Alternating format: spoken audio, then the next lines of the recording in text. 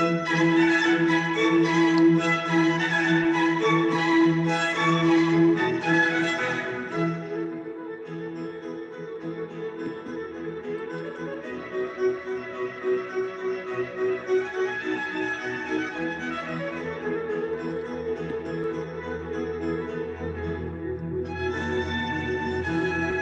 name is Arianna Dagnino, and I am the culture events organizer of the Dante Alighieri Society of BC. So on behalf of our society, I welcome you all tonight for this talk by Dr. Luca Cottini on Leonardo and the Italian idea of technique. Just a few words about our society. We are a non-profit organization for the promotion of Italian language and culture. We offer Italian language courses at all levels, from beginner to advanced, through our school, the Dante Italian Language School in Vancouver. And we are just opening up 2 new courses starting on February 3rd, one on conversation, for those of you who already know a little bit of Italian and want to improve their Italian language skills. And also we have Italian for travelers starting on February 15th for all those of you who don't know any Italian and are ready to travel again once COVID-19 is definitely conquered to a certain extent. And I would also like to tell you that we really welcome donations, or we encourage you to become a member, because it's thanks to your donations and to your memberships that we can keep on providing this kind of cultural events. And now, without much further ado, let me introduce to you Dr. Luca Cottini. Sorry. So Dr. Luca Cottini is Associate Professor of Italian Studies at Villanova University in the United States. And he's the creator of the YouTube show Italian Innovators. Both a literary scholar and a cultural historian, his research focuses on Italian literature and industrial culture of the 19th century and 20th century. His 2 books examine the works of Italo Calvino and the birth of industrial design in Italy.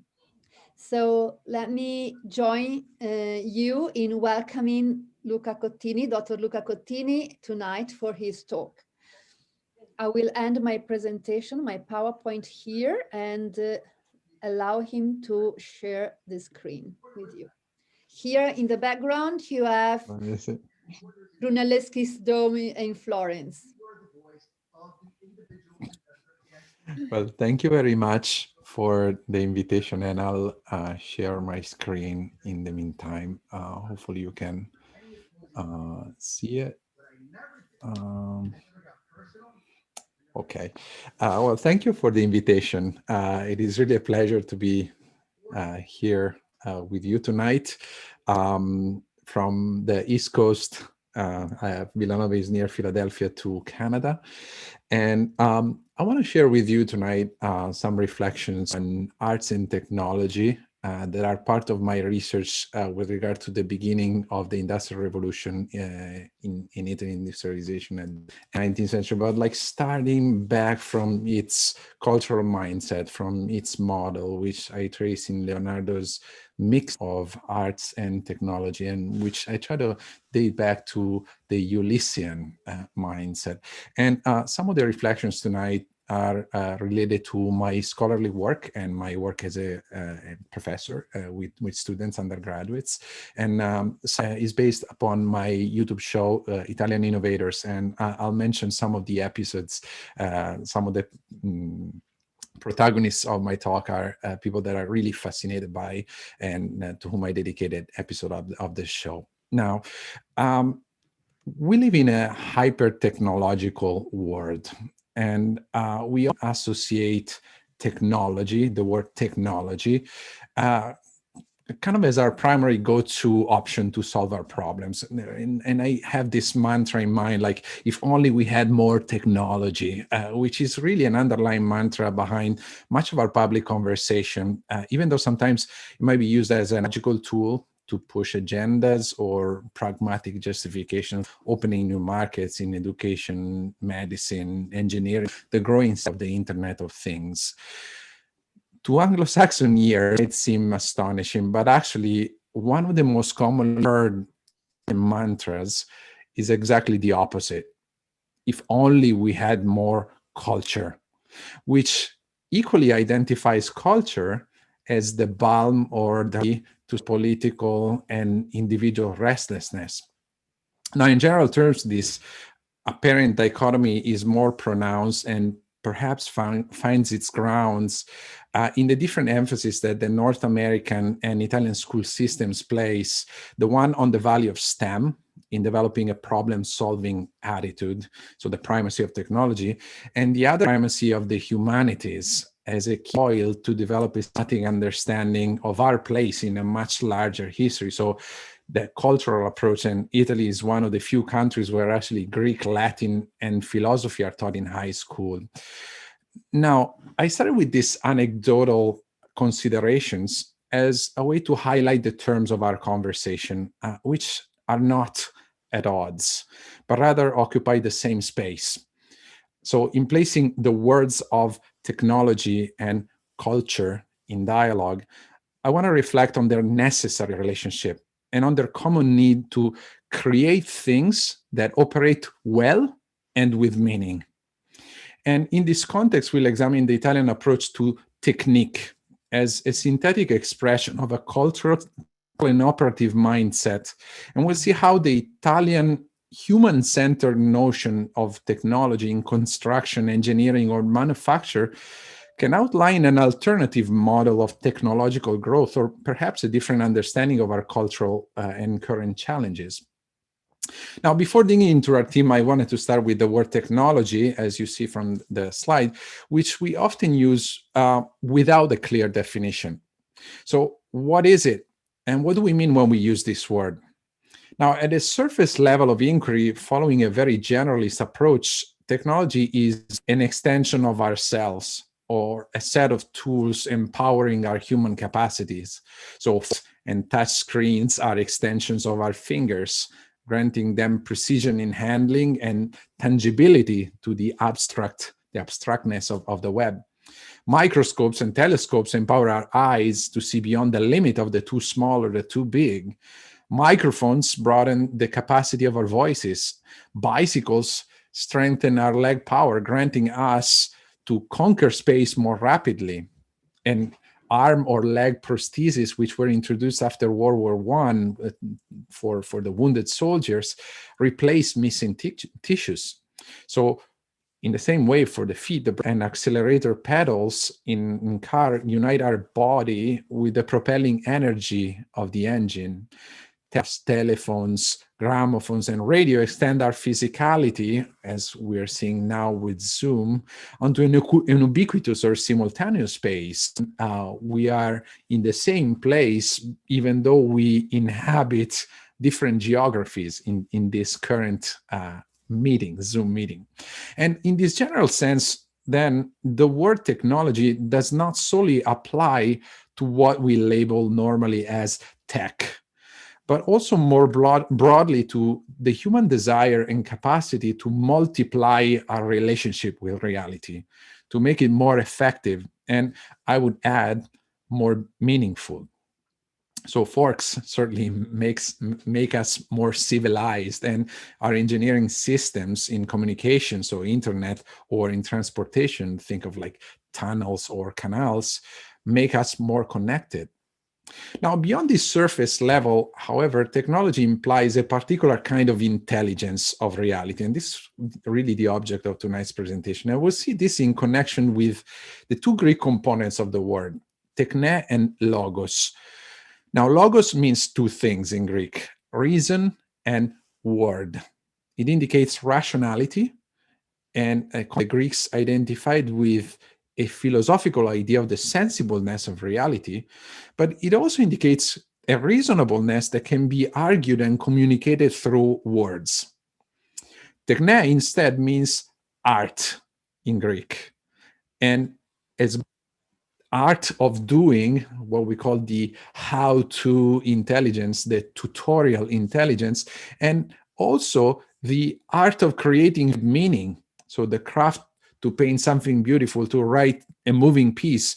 In a sense, this is the arts as we mean in our modern sense.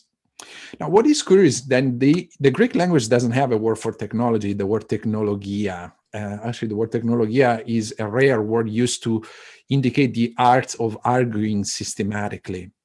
But if we were to find a Greek equivalent for the operating intelligence that we call technology, we have to look instead at the word metis. Allow me a little digression here. I'm a classical philologist, so but this is an interesting story which relates to the famous story of Book 9, Odyssey. The book where Ulysses, the Greek hero Ulysses, manages to escape the cave of the one-eyed giant Polyphemus. Now, after piercing his eye with an incandescent beam, you might recall the cleverness of his answer to the giant's question, "Who did this?" And his reply, "No one," is really a play on words with the similar sounds. And this is the scene of Ulysses breaking into his eyes. The similar sounds Odysseus and the word outis, which in Greek means no one. Now, as the Cyclops screams that no one blinded him without getting any help, of course, from his fellow giants, Odysseus introduces an ironic variable to his first reply using the other Greek word for no, the negative me. So not is said both u and me. And in this sense, the word outis that he used before becomes the word metis, no one, again. But now the word metis very much sounds like the word metis that we defined earlier. So the word that means creative intelligence, keenness in finding solutions. Now, in these episodes, really, what I want to highlight is that metis coincides with the operative intelligence of Ulysses, which finds expression both as a technical strategy to find a way out of the cave and also as rhetorical cleverness or art. So engineering that becomes storytelling, and a strange mix of really planning and myth-making that we see. The translation for metis in Latin is the word ingenium, operating mind. And the word ingenium is actually the word behind the two words in English, engineer and ingenuity. So the technical element is inseparable from its value. The operating gesture is inseparable from its creative push. And the technical execution of a solution is inseparable from its cultural planning. In the same way, and we'll see that how this unfolds in Italian culture, technology is a strategizing and storytelling intelligence, overlapping engineering, ingenuity, and aesthetics. This is really the key of the Italian approach. So we'll talk about technology not just as the set of tools extending our grasp of reality, but above all as this operating mindset that we saw in Ulysses, as this vital energy driving our thirst for meaningful interactions, objects, or relationships. And this of making things with meaning in the material and the intellectual world is really key to understanding Italy's success, not only in the fine arts, but also in design, in construction, engineering, and in the manufacture of objects. Now, this human-centered understanding of technology, or as Italians call it, technique, owes much to the Renaissance in its acute synthesis of classical heritage and Christian mindset, but it owes a lot to the archetypical figure of Leonardo da Vinci, whose ingenium perfectly matches the Ulyssian fusion of ingenuity and engineering that we talked about. Now, starting from Leonardo's visual notes in the Atlantic Codex, which is the collection of his drawings and sketches, which is conserved today in the Ambrosiana Library in Milan, and I think their intellectual over the centuries up to the present, we'll talk tonight about 4 elements that define Italy's peculiar relationship to technique, starting from Leonardo. Technique as a craft of doing things and endowing things with meaning. So we'll consider technique as a visual knowledge, as a form of storytelling in the first part, then we'll have a break for some questions. And then we'll technique as a relationship and as a collective art of doing. Now, first of all, in the work of Leonardo as both a painter and an engineer, technology is related to design. The Italian word disegno indicates both drawing, so the sketching of an idea, as you see now, and designing, where design is really the planning of its meanings. The word disegno in Italian also indicates the concomitant effort to imagine elegant solutions, design, and endow them with meaning, painting, really. So Leonardo's visual thinking, relating drawing to both technical and aesthetic experimentation, reveals his metis, or his ingenium, which does not elicit innovation from abstract theoretical postulates, but rather from constant testing, what we call the art or the craft of things, and also from aesthetic imagination. So to say briefly, the engineer for Leonardo is a painter. And as we see, for example, in his rendering the erections of city walls, or in his drawings of a crane that he saw in Brunelleschi's cantiere, like the working area for the Duomo in Florence that is in the background of Arianna's Zoom call. And Leonardo saw this machinery that was developed by Brunelleschi when he was the apprentice for Verrocchio. Verrocchio is the architect that designed the ball that is on top of the dome. Now, the design of engineering solutions, as you see, is intimately related to drawing, and is also related to the drawing of space. As we see, for example, in the 20-year project that Leonardo ran of the navigation canals, the so-called Navigli of Milan, which he completed for Ludovico Sforza. He was actually hired by the lord of the city, Ludovico Sforza, to complete this project of navigation canals across the city. It was sort of like an idea of creating Milan as a little Venice. And in this project, like this is the map of the city of Milan with kind of the drawing of space, but also with the drawing of the dams that were holding and leveling the different kind of waters coming from different areas of the city at different heights. And one of these dams, the Conca dell'Incoronata, that you see in a picture, is still visible in the San Marco district of Milan. So the engineer, as we saw, is a painter, but also the opposite is true. The painter is an engineer. Now, in the Last Supper, which I'm sure you saw at some point, or in the vault, and this is like you might not have seen this, in the vault of the Sala delle Asse, the room of the wooden board, in the Sforza Castle, the main castle in the center of the city of Milan, Leonardo experimented a new form of chemical reaction, so the so-called dry fresco technique, as a way to reach brighter colors. And we know now that this technique really worked only in the short run because the colors actually faded.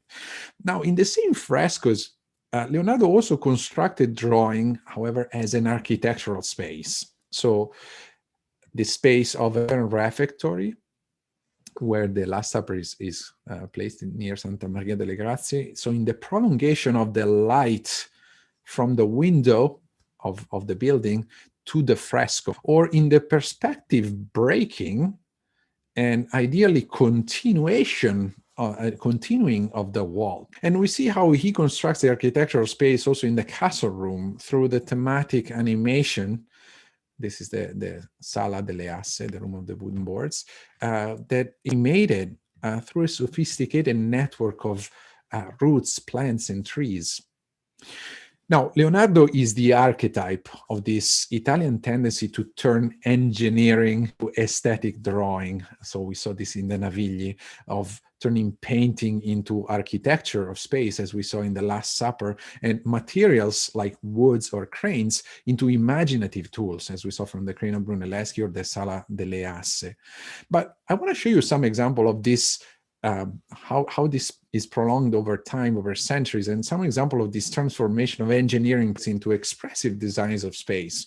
Now, here is the 17th century city of Palmanova in Friuli, northeast Italy, which was conceived as a prison, a Venetian prison, and was designed as a... And the 18th century kind of replica by Luigi Vanvitelli. Luigi Vanvitelli was the author of the Royal Palace in Caserta, in the Southern Kingdom, but also of the violin-shaped gardens of the Royal Palace of Caserta. And here is like the 5-star fortress of Ancona that is known as Mole Vanvitelliana. And we also see the design of space, for example, in the 19th century Casa Scacca Barozzi in Turin, which was designed by Alessandro Antonelli. Antonelli is the author of the famous Mole Antonelliana. It's kind of the iconic monument of Turin, which is, and this Casa Scacca Barozzi is actually shaped like a slice of polenta. It's famous for that. Now, this idea of painting as an architectural device is also visible in Giulio Romano's Palazzo Te in Mantua, which was the residence for the kind of the time off of the Gonzaga family, which were the lords of the city of Mantua in Lombardy. And we see this painting as architectural device, for example, in the Sala dei Cavalli, in the horses room, featuring the favorite horses of the Duke of Gonzaga, or in the Sala dei Giganti, the Giants Room, which features in a sort of an IMAX theater, the fall of the giants under Zeus' thunders. Zeus is represented with the face of Charles V, the emperor. And the room really represents the tumbling of the walls to scare any opponents of the emperor, whom the Duke of Mantua backed. Okay. Now, in terms of imaginative rendering of materials, as we saw earlier with the crane of the walls, Leonardo's sketches of mechanisms or support structures in the Atlantic Codex produce two consequences. First, of turning drawing into an active hypothesis, so a maker. As in the case of the aerial screw that you see, will later become the principle for the development of the helicopter in 1930, which was designed by the Italian engineer Corradino d'Ascanio. And we'll talk again about him in a few seconds.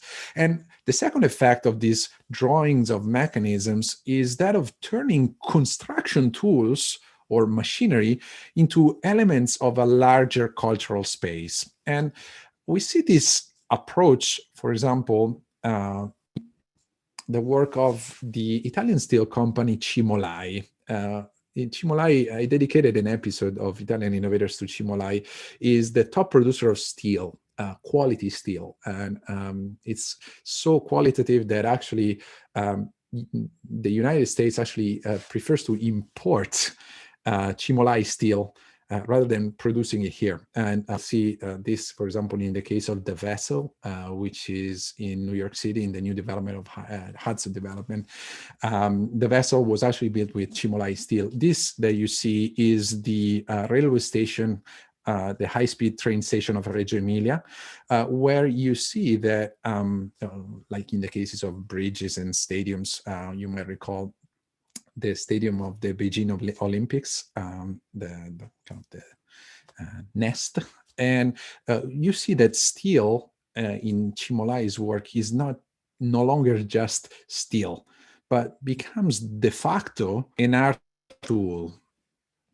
Now, in the work, and this is the second point I want to make, in the work of Leonardo as for the Ulysses with the Cyclops, the technical or strategic thinking is inherently connected to storytelling.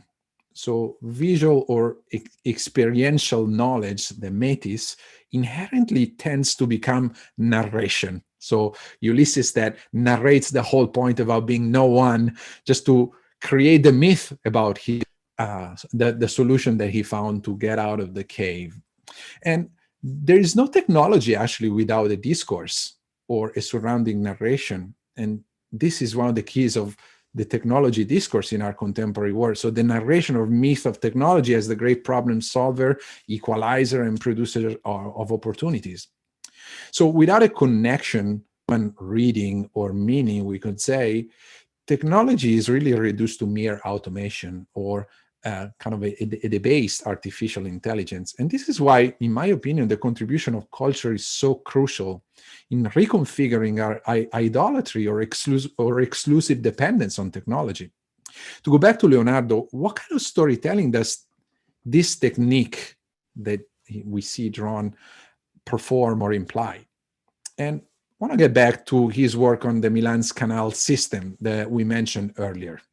Here is one of the sketches that Leonardo drew. And Leonardo's technique to shift grounds and uniformize different water levels throughout the city is actually a good metaphor of literature itself as a common ground where different waters, so themes, topics, or personalities, or different levels, social, moral, linguistic, mix and continually interact. At the visual level, the very pages of the Atlantic Codex reflect this common ground. So the Atlantic comes from the big pages that Leonardo used, that were the big pages of atlases. And these pages are really an analogical space where different themes, elements, or languages, like the verbal and the visual language, freely interact, and where elements shift from their natural context to a different space, reacting with it by way of analogy, contrast, surprise. Now, in literary terms, full narrative force is called displacement. And it's at the base of many cinematographic plots. So the character from the province who suddenly finds him or herself in New York City, the unusual neighbor that opens up a previously unknown space. So this ability to shift ground and locate one element in a previously unforeseen realm or in an analogic storytelling space is also behind the work of another great Italian scientist and humanist, Galileo Galilei, who was the son of a prominent 16th century musician, and whose real innovation consisted not in inventing the telescope. The telescope was actually invented by the Dutch, but actually in the audacity to point the telescope no longer toward the sea or the battlefield, but actually toward the moon. And the audacity of using this technical tool as an aid to, once again, draw and narrate his scientific observations, first in the Siderius Nuncius of 1611. This is the book where he announces his discoveries of the imperfections of the moon. And also later in the dialogue in Italian on the two chief word systems of 1632, where scientific discovery is conveyed through a narration. So only through the fiction of a Platonic dialogue, in a way, or what he calls a mathematic caprice, those technical explorations start to make sense and be communicated. Now, with Leonardo, to go back to him, I want to show you another drawing of his that is particularly connected to what I'm saying, which is the three screaming heads of a horse, a lion, and a man. This drawing is particularly interesting because it reflects this ability to shift planes and allow different spheres to communicate together on a common ground, in this case, the common element of the scream. And this is interesting. This technique is not just a creative resource for storytelling, but also for designing innovative solutions. It's really a technique to produce innovation. And I want to give you an example of this. We go back to Corradino d'Ascanio, and this dynamic of shifting planes is what moved Corradino d'Ascanio to actually design his the design of his innovative Vespa in 1946. Now, two-wheel scooters were actually invented by Americans during World War II. They were vehicles for parachuters to move quickly around the enemy lines. And Corradino d'Ascanio, who was an engineer for the airplane company and previously created the helicopter, actually did not invent the two-wheel scooter, but rather shifted the concept to a different plane, moving the agility and rapidity of war scooters to the realm of urban mobility, and transferring the techniques for building light and sturdy airplane bodies onto an equally light and sturdy two-wheel vehicle, the Vespa. And here he is with Enrico Piaggio. So, analogic space and shifting planes. One additional element of Leonardo's narrating technique can be seen in this other drawing, which is a sketching of flowers. And the peculiar element of his narrating technique is the idea of animating matter, or finding life, animation in mere matter. As we saw in the Sala delle Asse, the vision of matter as an aesthetic tool, so ingredients as really an aesthetic tool, the understanding of the feelings, moods, reverberations, effects of matter is a key ingredient of Italy's culture of design as a human-centered applied technique endowing objects with life. Now, in Italian culture, wood can become a design platform, as we see in the Studiolo of Urbino's Duke Federico da Montefeltro from the 15th century, where wood becomes life. This is all made with different varieties of woods. It's not painted. And we see that glass, for example, becomes in the arts of Murano a multifaceted tool. So a material that becomes an aesthetic narrating tool. We see iron as a poetic support, for example, in the work of the Liberty artist Alessandro Mazzucotelli in the early 20th century, transforming the iron into really an object of art. And we also see steel, as we mentioned earlier from Cimolai, as a thing of beauty. This is the vessel from 2018 in New York City. And let me add this, even bricks or mortar can become animated. As we saw, for example, in the news recently, it was discovered that the drying tiles of Brunelleschi's dome in Florence actually crystallized the footsteps of 15th century animals that were walking on them while they were drying. So the last element that takes life, a life of its own, is actually the letter. And letters are the ultimate animated objects, as a playful of design and experimentations, for example, as we see in the backward calligraphy of Leonardo, and as we see, for example, in the development of the letter as a graphic type. Type was a mold, it was an object. We see this, for example, in the invention of Aldo Griffo, who was working for the Aldo Manuzio, the biggest publisher, a Venetian publisher of the 16th century, who invented italics. And we also see this experimentation with the letter in the work of Olivetti's, in the 20th century research by Olivetti, top Italian typewriting company, on fonts.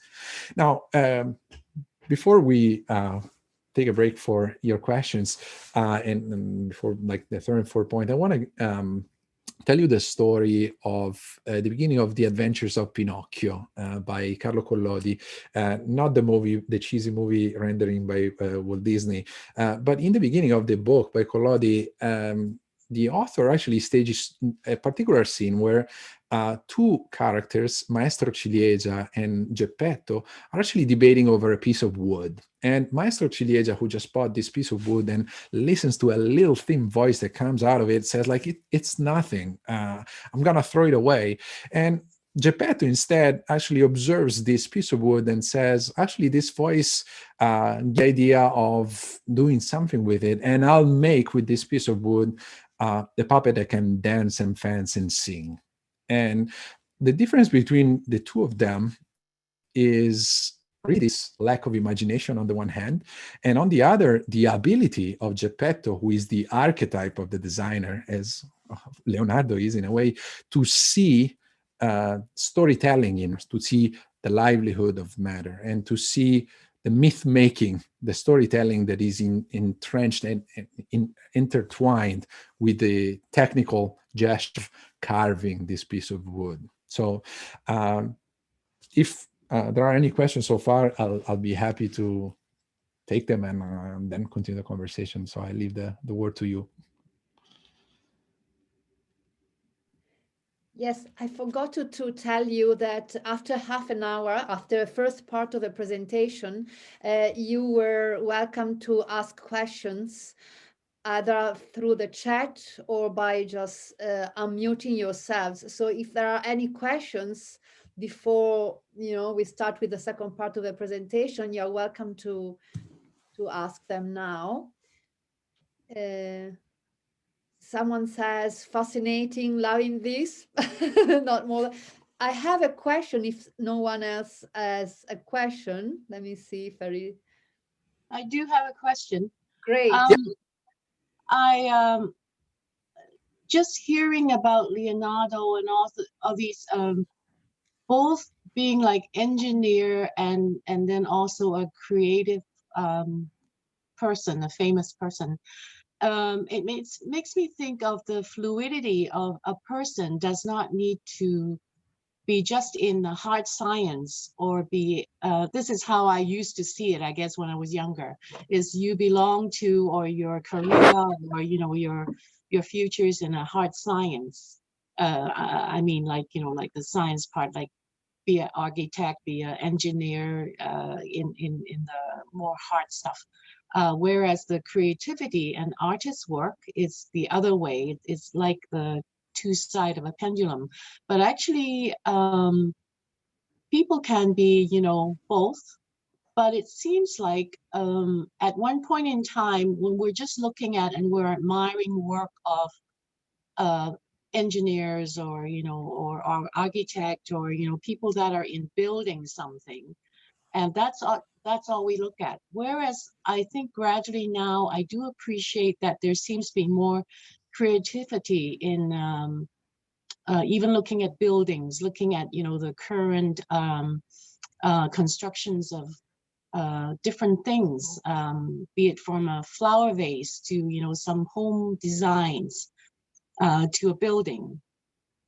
There is the two sides of it. So I don't know if I'm making sense here, but I do see that seems like there's a, maybe it's a resurgence of a person can be of many talents. It's not just one or the other. I wonder if you have any comments about that, if you look at that at all. Thank you for the comment and the question. And certainly the hard science doesn't stop you from being human. And what is interesting is that if you think about, like, I don't know, but if people who design algorithms are not like people who are, that they're not machines. That an algorithm is actually quite a creative language, and mathematics is quite a creative language. I always Yes. Metaphor of mathematics as a way for students to understand what learning a language means. You have to think mathematics. You have to think in Italian as a way to create or gain an understanding of a certain reality through a particular perspective that the language gives, and as a way to learn how to speak it. And in the Italian context, this connection between the scientific elements and culture is really prominent. And I recently dedicated an episode to the scientist Fabiola Gianotti, who is a physicist, is one of the top physicists in the world, director of the CERN, Center for Fundamental Research in Geneva, and was nominated by Time Magazine in 2012, one of the top 5 most important people in the world, because she announced the discovery of boson Higgs, Higgs boson, which is kind of the so-called particle of God, the mechanism that triggered the kind of formation of matter at the beginning of our universe. Struck me in her, apart from extraordinary pedigree, is the fact that she actually has a degree in piano. So if you listen to her presentations, if you go on Fabiola Gianotti, she always goes back to this humanistic understanding and philosophical understanding of science, not as just a mere execution or experimental, but really as an experimental field that aims at responding to our deepest human questions. Without that horizon, it becomes a little bit more shallow. So without the horizon of a pianist, science becomes a little less. So that's kind of the challenge. And to me, the fact that one of the top physicists in the world is actually has a piano degree is revealing of a particular understanding and a particular model that I think Italy carries. Thank you for the question. So, do you mind if I jump in with a question here? Go ahead. Go ahead. I'm actually an engineer myself, and I wonder if you might comment on your opinion of the focus or lack of focus of technical drawing or developing one's artistic hand in engineering school today. Well, that is something that, for example, in Italian schools is very important. And to me, there are different design schools that have a more or less kind of strict relationship with the engineering act.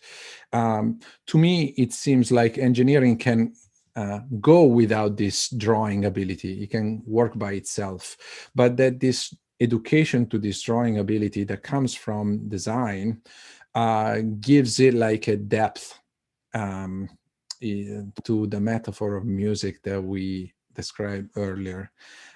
If you listen to someone play the organ, you know that the organ has also the pedals. And if you add the pedals, so the bass, to the music, there's like a roominess, like a space to that music that doesn't change the melody that you hear in a way, but creates a completely different. So in the same way, you can be an engineer without being educated to this drawing ability. This drawing ability, however, introduces an element that creates depth and creates what Italian designers would call genuineness or authenticity of the product, which is related to the fact that the product speaks to our deepest human. Even an engineer, so in this, an engineer has to use his ingenium or her ingenium as a way to with ingenuity, in a sense, with this creative aesthetic sense, where aesthetic doesn't mean, it's not like just a particular taste that you need to have, but it's something that gives the projects their depth. If you see the vessel, why should you use steel in that particular way? Isn't it enough to kind of just use beams and connect them? Or if you're, it came to my mind one example, like if you think of, if you're familiar with the brutalist architecture of the 1970s, if you ever went to Buffalo, New York, is the style of architecture that predicted the idea, stated that you had to build with cement without windows, because like there was like a space that could kind of rationalize the working kind of positions for the employees. So if you go there, it's like really the 1970 Polish architecture in a way.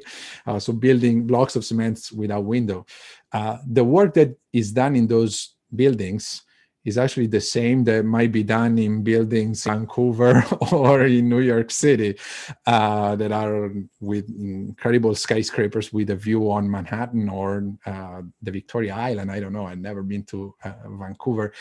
The work is the same, but the breadth and the depth changes completely.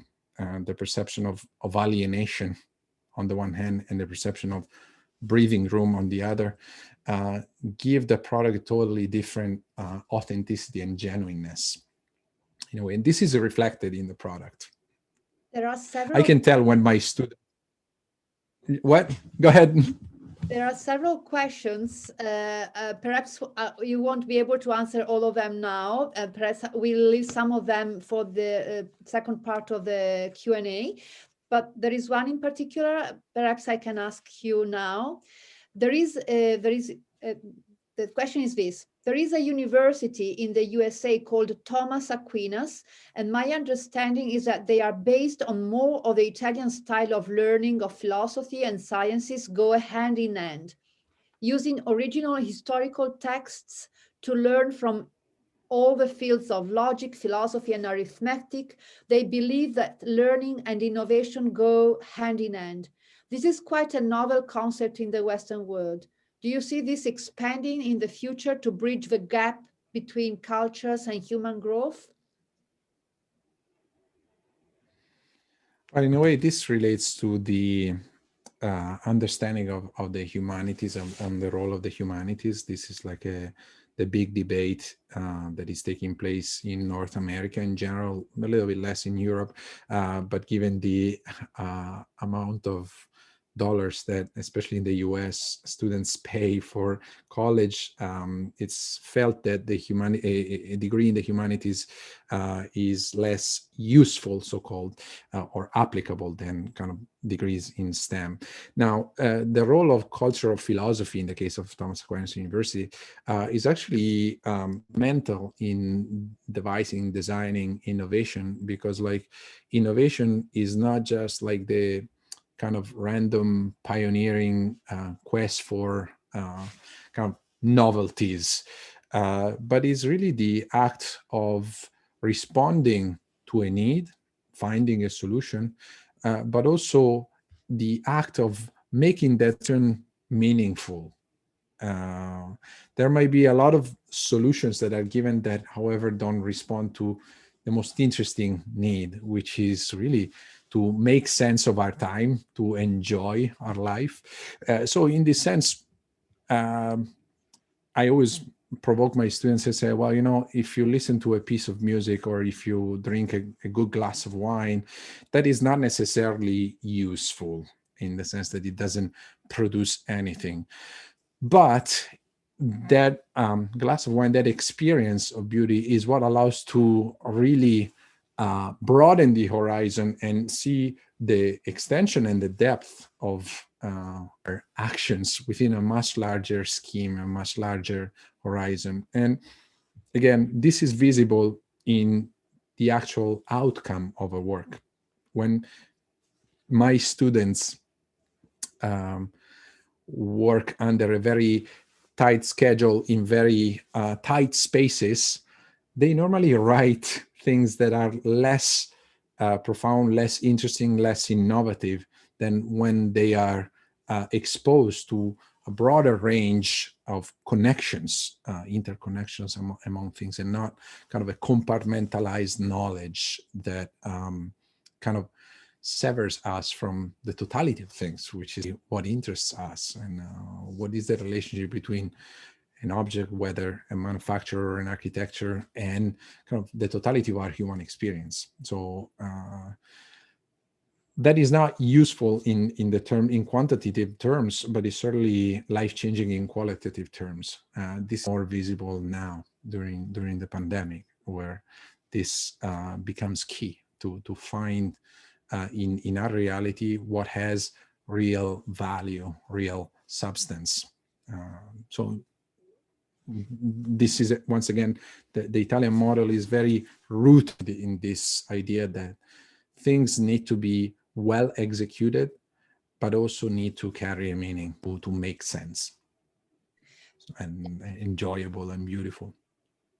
There is a question by Flavio. So thanks, Catherine, for your question. And there is a question by Flavio. Luca, is there any person or a few people today in 2021 who you'd feel channel the spirit of Leonardo in their contributions to work, living, or play?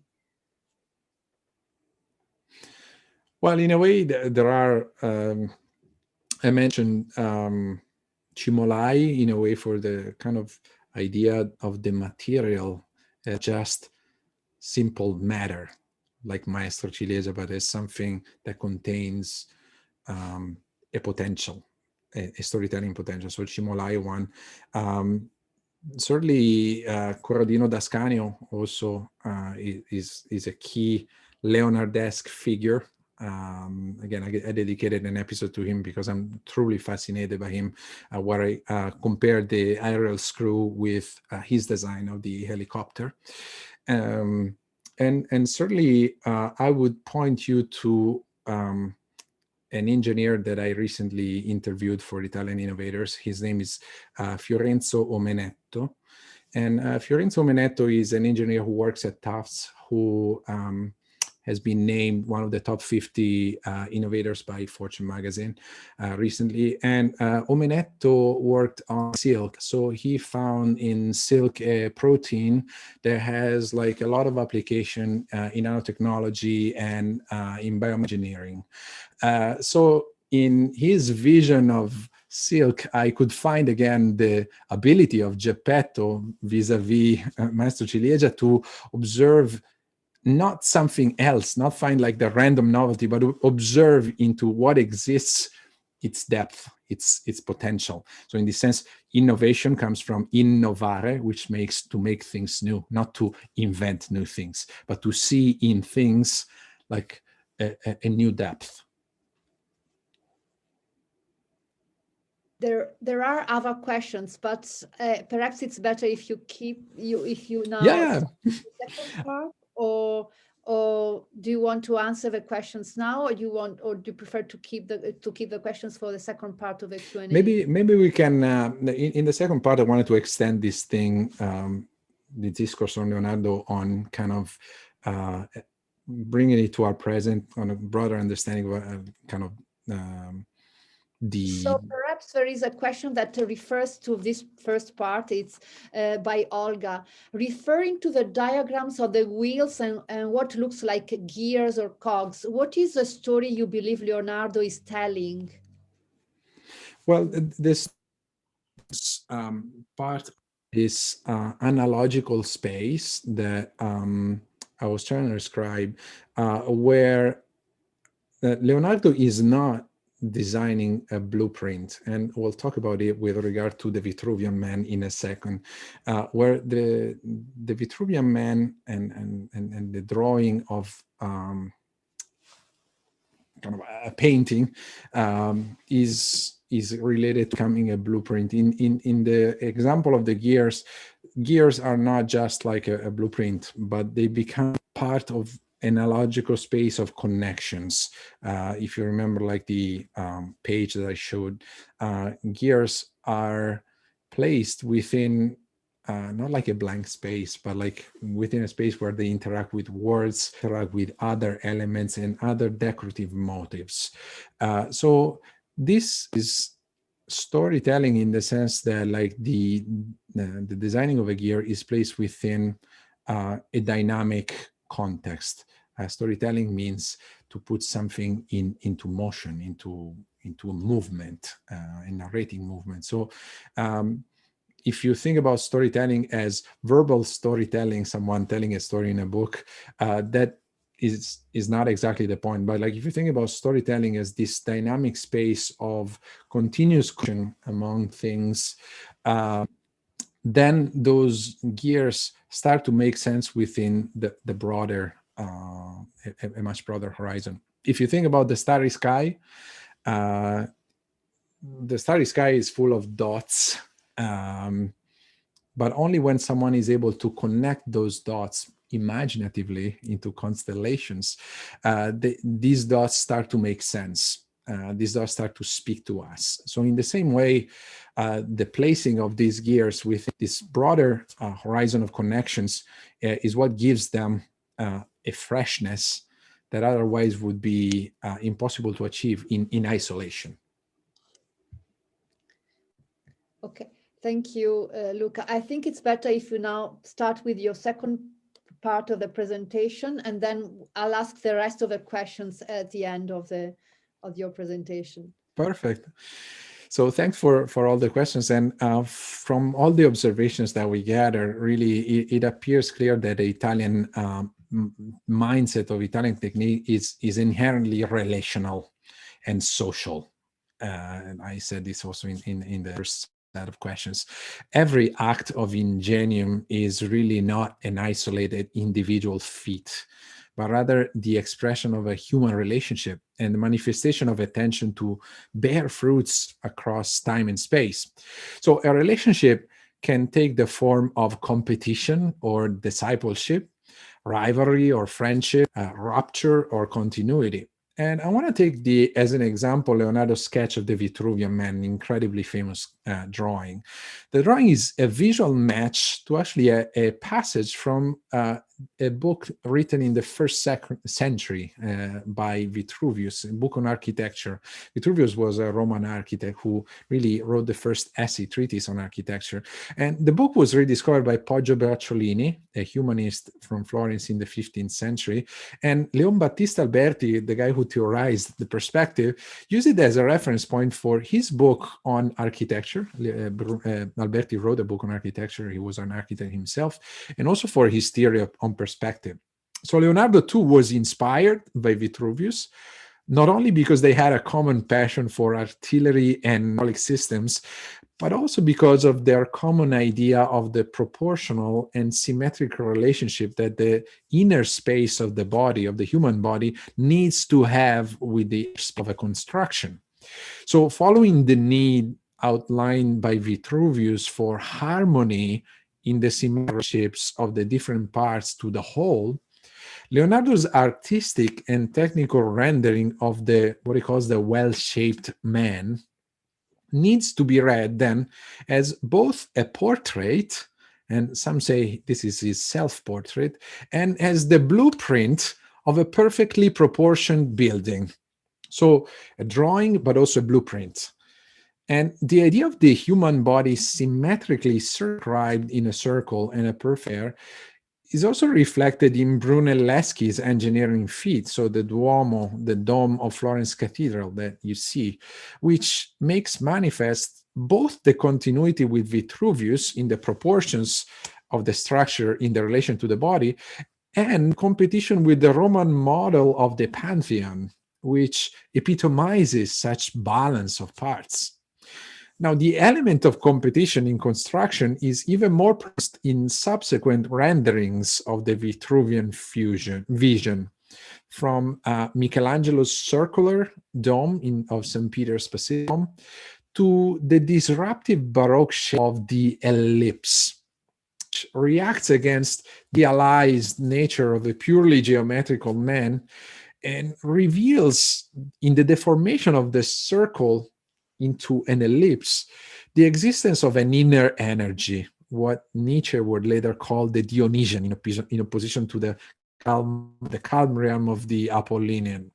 And here are two Roman ellipticals from the Baroque age, 17th century, of Bernini's Andrea al Quirinale, or Borromini's San Carlo alle Quattro Fontane.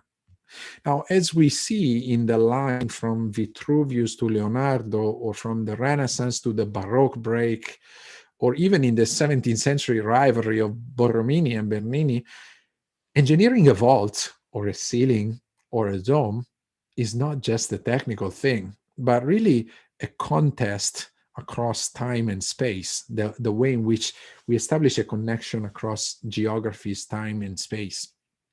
This rivalry in mastering different techniques of construction to express different ideas of men or personalities is really at the heart of the 16th century, the old calls into courts.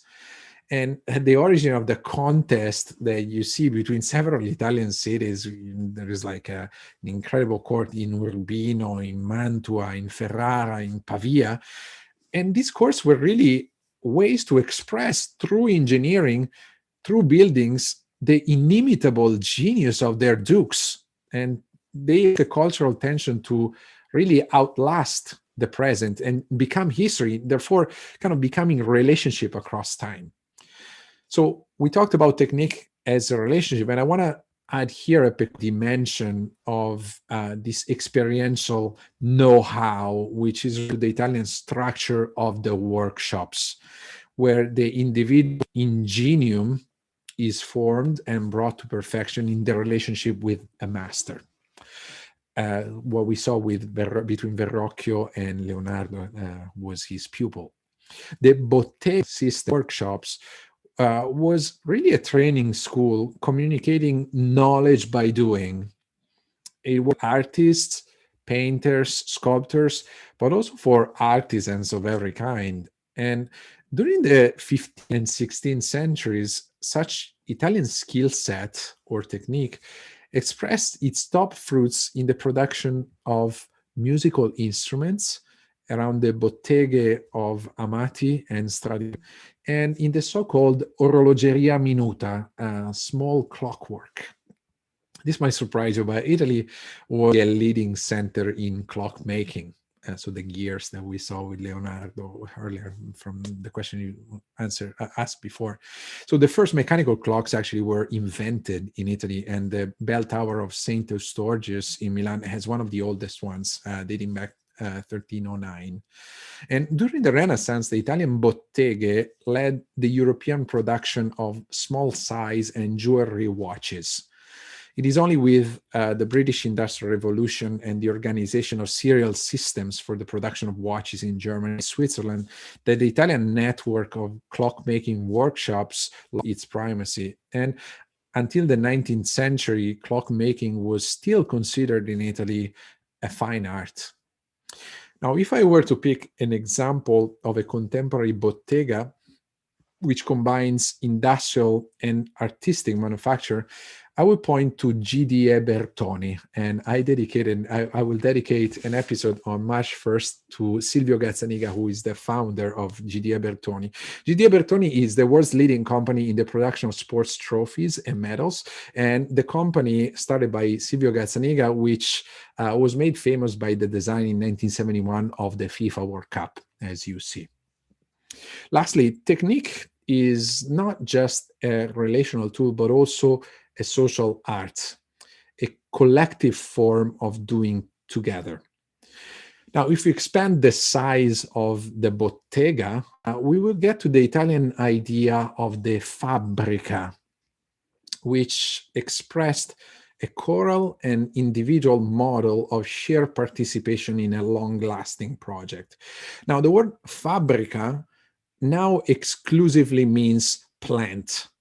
But in the early modern age, so also the time of Leonardo, it actually expressed the life network of skills and ideals of a working community in the surroundings of a church. So la Fabrica di San Pietro, la Fabrica del Duomo, la Fabrica del Rosario, whatever project it might have been, especially those with a long-term breath, there was a Fabrica, which was kind of a working piazza, where sculptors, artisans, architects, painters, stone cutters, wood carvers, but also investors, philosophers, and academics could interact on a common endeavor to outlast time. Certainly, the religious aspect was an important element in these monumental collaborative works. If you think about the Duomo in Milano, like 6 centuries to complete. But also in a secular context, the Fabrica expressed a common participation in a productive effort, a choral art of doing, as we can see later in the development of Italian industrialism from the late 19th century, in the case of two industrial cities of Crespi d'Adda and Ivrea. Now, Crespi d'Adda is a company town that was created near Bergamo in the late 19th century in Lombardy by the textile entrepreneur Cristoforo Crespi for really the workers of his cotton plant. Now, the town, which was the first village in Italy endowed with modern electrical lighting, and that is included in the UNESCO World Heritage Sites, is really an example of a virtuous Fabrica, where the lack of strikes over the course of Crespi's management around the 20th century related to the workers' active participation in the shared life and common work of the Fabrica. The second example is related to another, this in northern Piedmont, you might have heard of it, Ivrea, which is also part of the UNESCO World Heritage Sites, and which was its development to the vision input of Adriano Olivetti. Now, Olivetti, which started in 1808, was the first Italian producer of typewriters. And during the 20th century, represented an avant-garde in technical research and design. So once again, the development of computers, but also the development of design. This will be, Adriano Olivetti is actually the model for Steve Jobs. And Jobs keep recurring and going back to the visionary combination of design and technology that Adriano Olivetti kind of constructed. Now, the first prototype of the computer, the P101, was programmed in Ivrea in 1964. The so-called Perottina, from the name of Perotti, the designer, the engineer of this computer.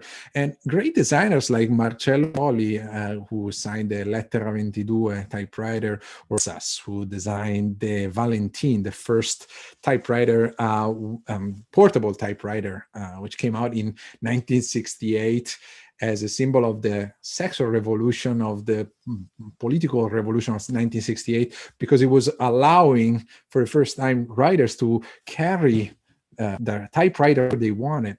And Bellini also is another great designer for Olivetti, designed the Divi Summa, one of the top calculators in 1972. But the great design for the company, most iconic design pieces of the 20th century, and most of them are actually at the Museum of Modern Art in New York, or in several museums around the world. The Olivetti case, however, is also exceptional due to the structure of work that Adriano Olivetti envisioned.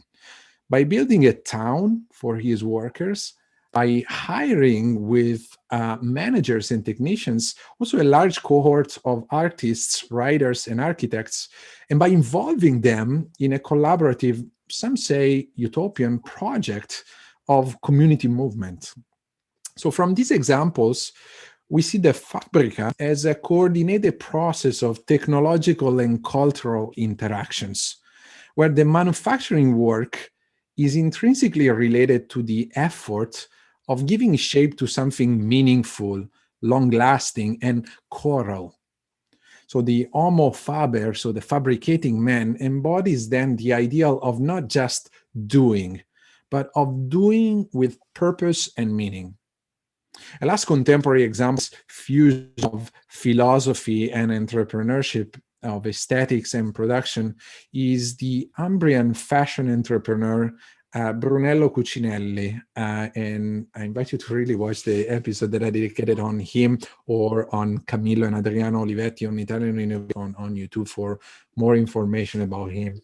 He's really a philosopher entrepreneur who reclaims the role, the primacy of philosophy for running a successful business.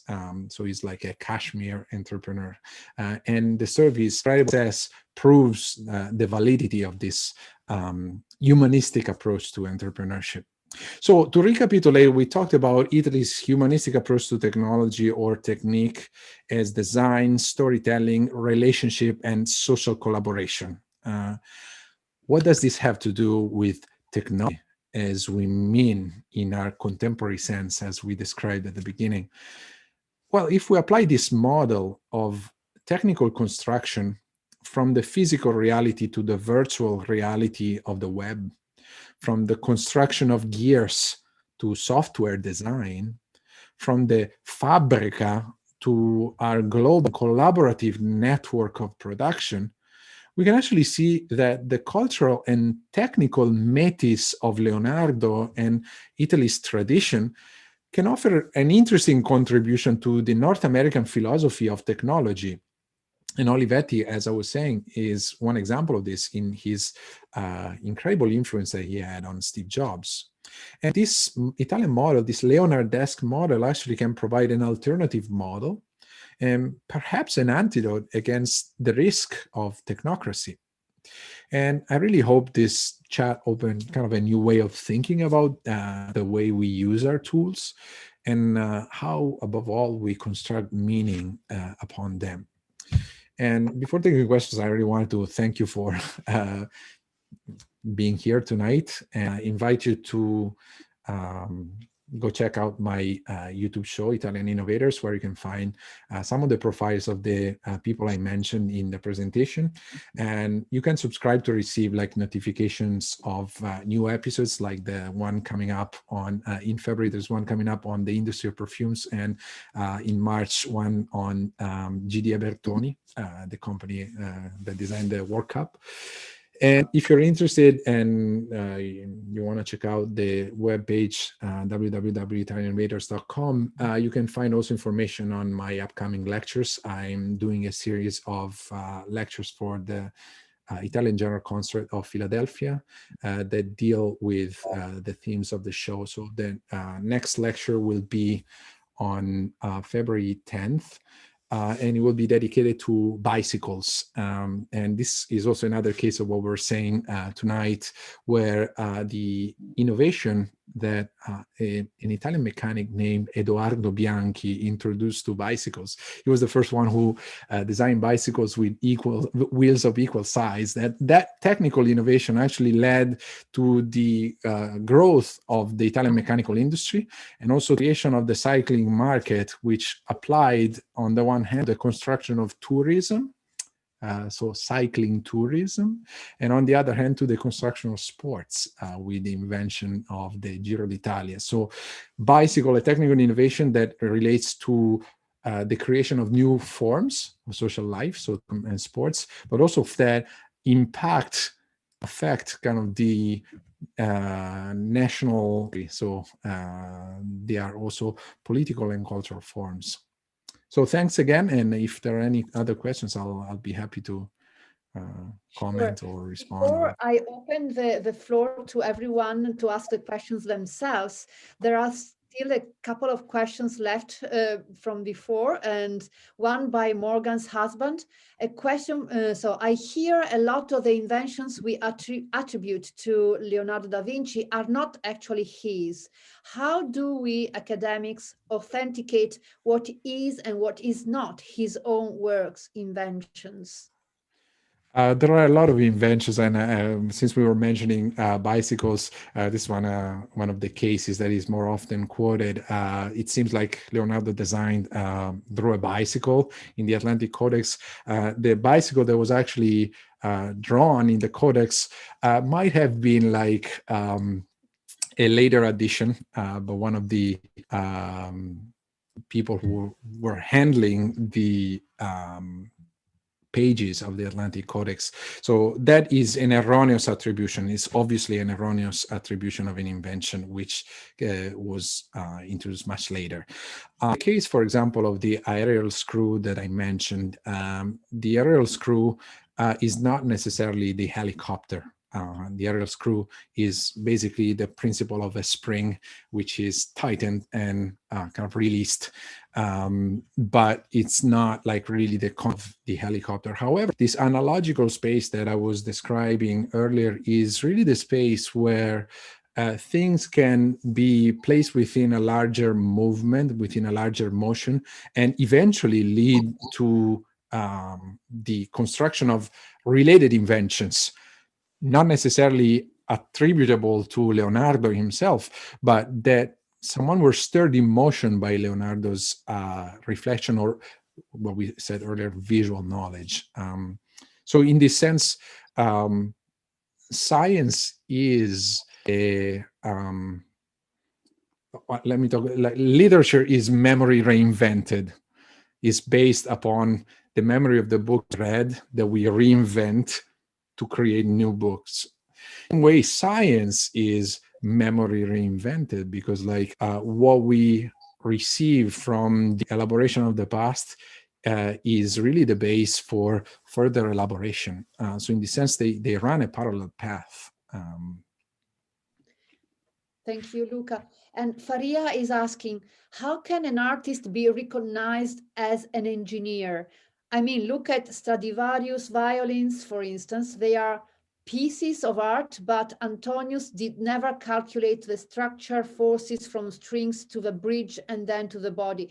It was all by experience and experiment. No engineering involved, right? Well, this is part, on the one hand, of the idea of knowing by doing. And engineering is a knowing by doing. There is an abstract notion of engineering as a detached knowledge, whereas engineering is always an applied knowledge and knowledge by doing. With regard to Stradivari, what is interesting is that, like, if you think about one of his greatest innovations is the letter S that is in design in his violins, which is what guarantees not just an aesthetic dimension to the violin, but also an opening for a kind of a deeper, for the achievement of a deeper sound, deeper quality of sound. So it might not have been calculated. I don't know if there are like any notes that he left, but that knowledge by doing allows to achieve a result and an outcome that is equally perfect, even more, also because it contains kind of this kind of, in fashion we would say, this griff, this authorship, this recognizable touch, which is in literary terms we will call it style, from the Latin stilus, pen, which is the touch, the way in which someone holds the pen, which makes an object no longer serial and anonymous, but unique. Thank you. And Christine is asking, do you have any idea when the artistic became separated from the scientific, when the definition of one is almost the exclusion of the other? Well, this will be probably related to the word scientia, scientia, which in Latin means knowledge. The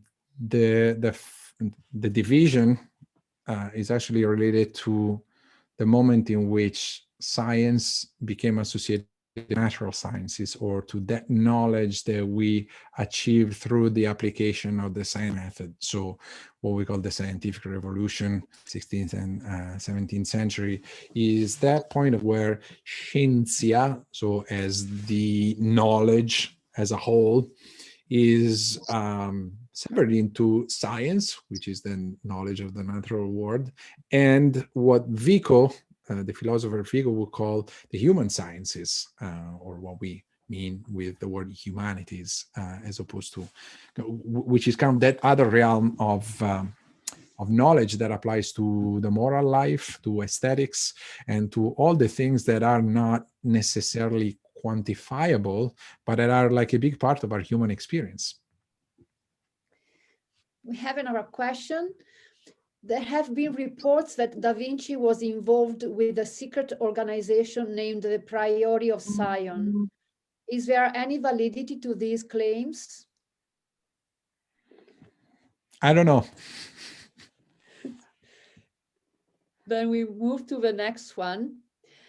How do you see Italy's future in terms of creativity, innovations, and inventions? Well, this is really the point of my my work with Italian innovators. I invite you to really check out the interviews that in the show. I do several kinds of episodes. Ones are like profiles of like great innovators, where I try to trace the model behind their idea of innovation. There are also episodes that are interviews. And of those interviews, I invite you to check out like the conversations with Italian contemporary designers, entrepreneurs, also academics. What I would recommend is the episode with the conversation I had with Mauro Porcini, who is the chief designer of Pepsi. And the conversation is entitled, "What is Italian design, and why does an Italian designer become the first chief designer of Pepsi?" Pepsi is one of the leading companies in this sense that understands the act of design thinking on production and productivity. And it's the first company that actually opened the position for a chief designer. And so the conversation with him might offer you some insights on really the contributions that Italians are continuing to make in our contemporary world. And also the interview with Fiorenzo Menetto that I mentioned earlier on silk. So we move to the next question. Thank you, Luca, for this wonderful talk. I want to explore some political dimensions of this subject. You suggest there is a connection from gears to the web and from Fabrica to globalization, but our present models and systems seem to dismiss the value of collective work. How can we reinvigorate Leonardo's models and ideas to this present day problem? That's a very, very important question. And thank you for, I'm glad you like the presentation. My humble contribution to this is really the opening up of an alternative space, of an alternative model where this virtuous collaboration takes place. And I was doing this both in the religious and in the secular context. In the religious context, the cathedral is very evocative and powerful. So when there is a common ideal, then collaboration becomes more viable. In the same way, the experience of Crespi Dada and Olivetti are often addressed as utopian, but really they're not, because they were actual experiences that took place for many decades. And those experiences, like the experience of Brunello Cucinelli with its industry of cashmere, highlight the existence of an alternative. And in this sense, the existence of this alternative opens up a different horizon to the sense of kind of inevitability of our present condition, where, well, it's inevitable that we're all kind of divided, we're all working on different planes, and we're all kind of working on exploiting each other, but it's not inevitable. This is the fruit of a choice, of a certain politics of technology, what I mentioned earlier as technocracy, which presents itself as neutral, but is not neutral at all. And there's always a human being behind technology.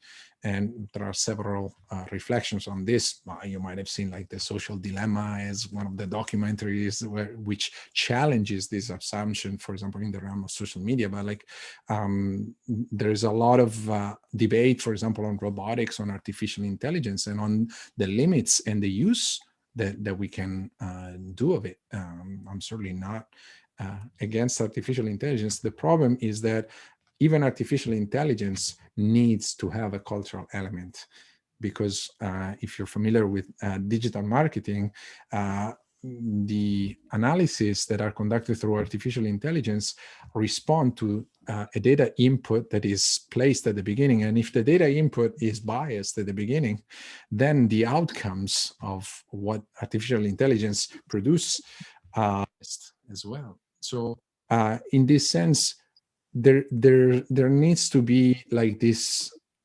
necessary relationship between culture and technology, and not like this artificial separation, debasing the humanities and placing in technology kind of all the hopes to remedy for our situations, for our current situation. Again, I'm not here to solve the problem. I think this model, pointing to these virtuous models, can introduce the possibility of an alternative and break the cycle of inevitability. The following question by Morgan. In the Divine Comedy, Dante writes about the restrictive nature of contenting oneself with ingenio only, that to truly thrive, one benefits from pairing it with intellecto. Is this idea something that was carried forward to Leonardo's lifetime, or did it exist even before Dante wrote about it, this combination between ingenio and intellecto? And intellecto, perhaps for those of you of us who don't know what is this difference, perhaps you can explain it a little bit better. Thank you for the question. And certainly this goes back to the classical heritage, where ingenium, as we described earlier, is this kind of operative mindset, combining kind of the finding of solution with myth-making, storytelling. And intellectus, intellect, comes from interlegere, which means to read through.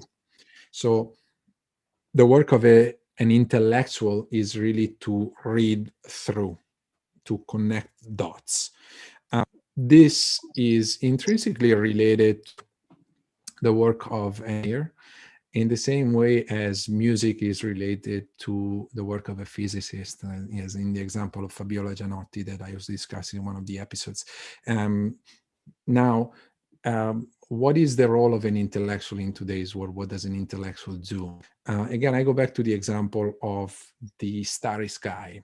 And if you think about the internet is kind of a similar starry sky, where we have a lot of information on display, but where it is very difficult to figure out what is closer and what is farther, what is superficial and what is deep. And so often when they go on the internet, they find all information equal to itself. So they are not necessarily able to feel is relevant, really relevant, and what is just accessory.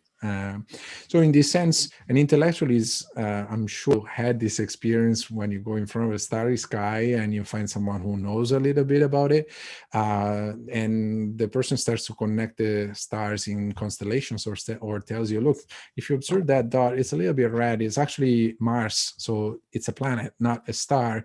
Or if you observe the light, you can figure out that dot is actually way farther than, and this one is close. So this gives the ability to find relevance in this wall of information, or what we would call, with regard to the internet, big data. So with big data, we know who is able to read through in the same way. And so ingenium is related to intellect in the sense that this ability to read through is also an ability to predict, and also to design solutions, or to imagine future kind of developments.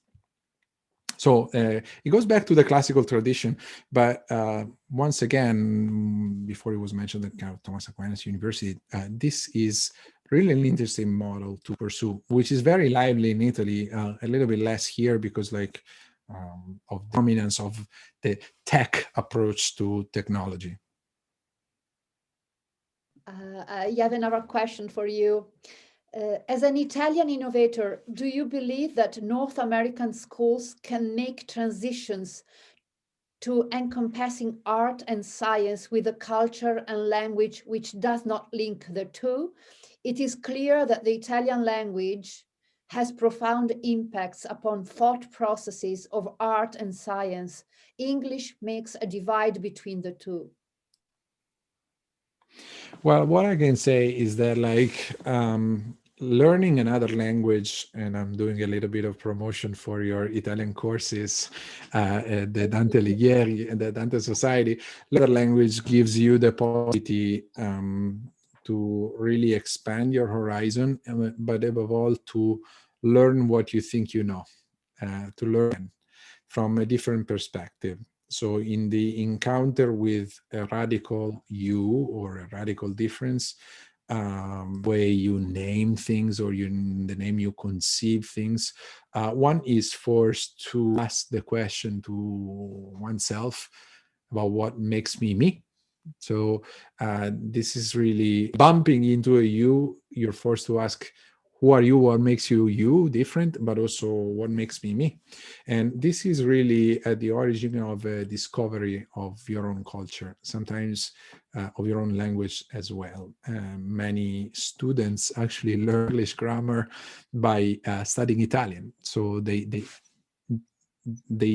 start to possess the English grammar in a different way, in a more conscious way. So this is certainly the value of learning a language. I wouldn't attribute like a primacy of thought to Italian culture rather than the English language. You know, out of my experience here in the US, I found a likelihood of kind of the English language, an ability to define things of the English language that is quite remarkable.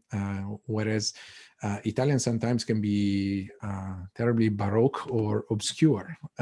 It might get to be a very poetic and deep language on the one hand, but also very obscure language. Whereas English, which might appear simplistic at kind of at a first glance, actually a very precise language. It's not a chance that it's the language, it's very definitory language. Thank you, Luca. And are there any other questions? Yes, here it is. Thank you, Flavio. Oh, I thought you wanted to say something. Are there questions? People who would like to jump in or join? If there Hi, are... actually, Yeah, here is. so sorry. Hi, actually, if I could jump in and just have a few questions. I'm actually a student of Dr. Dagnia's, and I was wondering if we were to watch your YouTube show, what kind of takeaways can we as students, maybe aspiring to be somewhere in this field, could get? Because you were talking about rationality and the reasonableness in connection with the art. So how to intelligence. So how are these expressed in your work?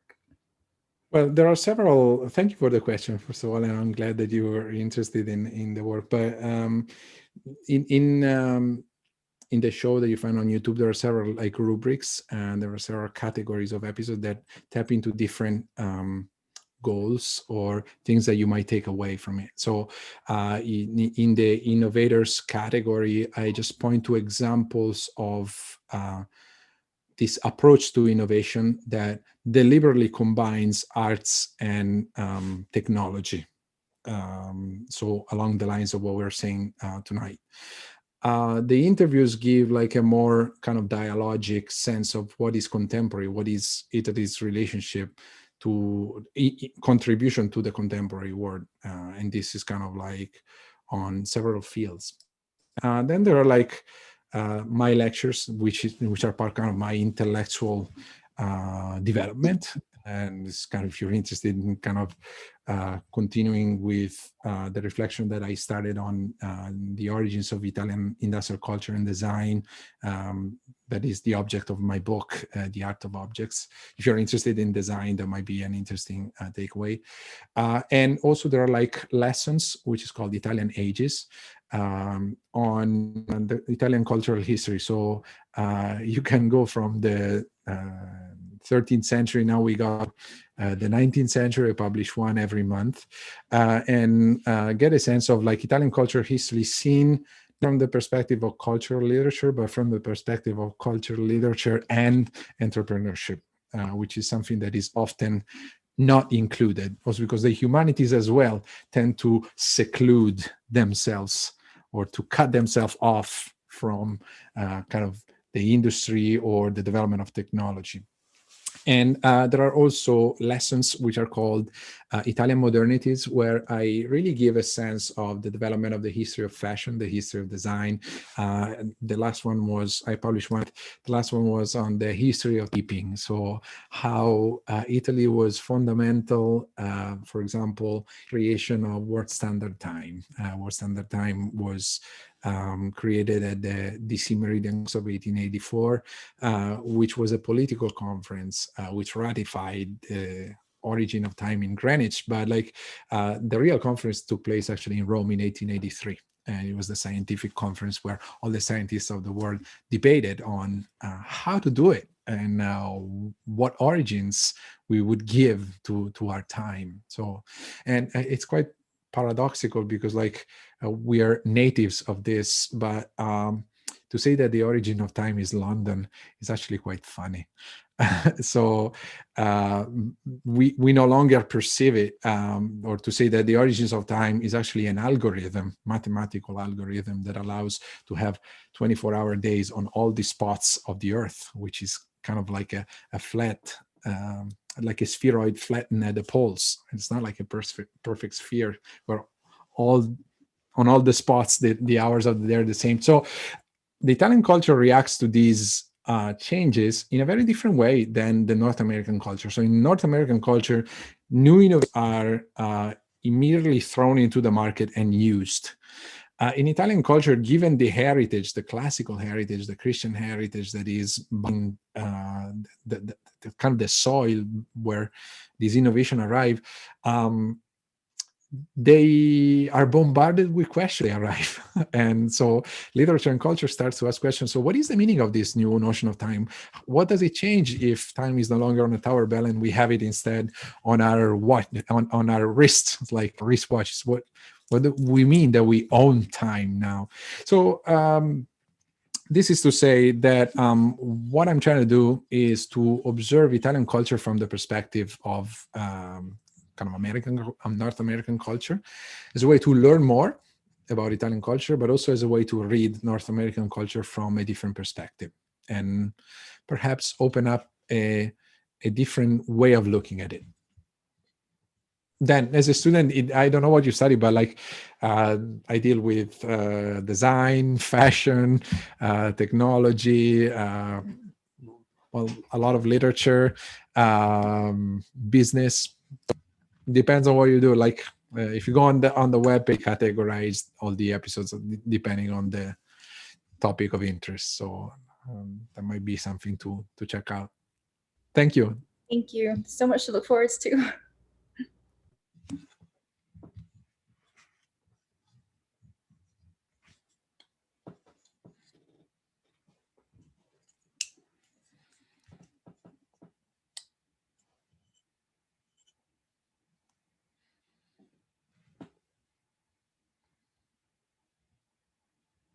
And also, like this is for engineering students. This is our engineers.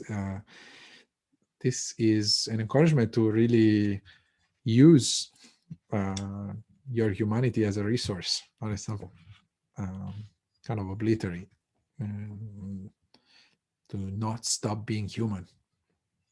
In a way, the creativity of Leonardo stirs in us the desire to be more human. And this is not quantifiable. It's not useful, but it's actually the most useful thing.